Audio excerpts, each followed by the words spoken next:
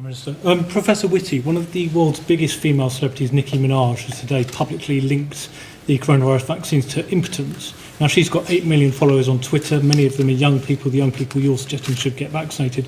What would you say to them, and how concerned are you by public comments like that from public figures?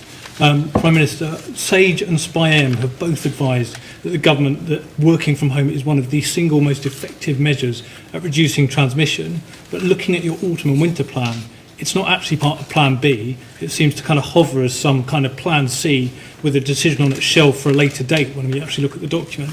Why are you more reticent about deploying working from home to combat this? And one last question. Prime Minister, a lot of your cabinet are feeling very anxious as we're gathered here today about their own futures. Can you formally rule out a reshuffle ahead of the Conservative Party conference? Chris, on the reshuffle.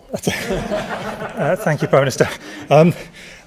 So there are a number of myths that fly around with varying, some of which are just clearly ridiculous and some of which are clearly designed just to scare. That happens to be one of them. That is untrue. My own strong suggestion, if I may, to media present and not present, is repeating them in public actually just gives them credence, which they don't need. They're untrue, full stop. If you think about where we are actually overall, and this is a slightly longer answer to your question because I think it's a very important one, the great majority of people are getting vaccinated. So the great majority of people are ignoring these myths. And if you talk about people in their 50s and 60s and 70s, you're talking about over 90% of people getting vaccinated, and very few people actually are actively, in a sense, in the anti-vax group.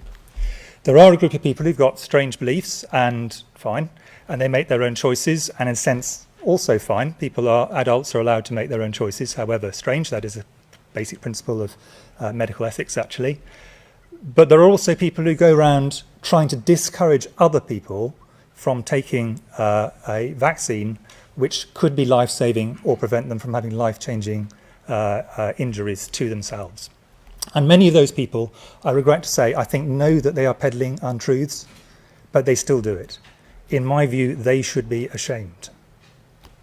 And I'll leave it at that. I'm just on that, Steve. I'm not familiar with the works of, or not as familiar with the works of Nicki Minaj as I probably should be. But I am familiar with Nikki Kanani, superstar GP of Bexley, who's appeared many times on before you, who will tell you that vaccines are wonderful and everybody should get them.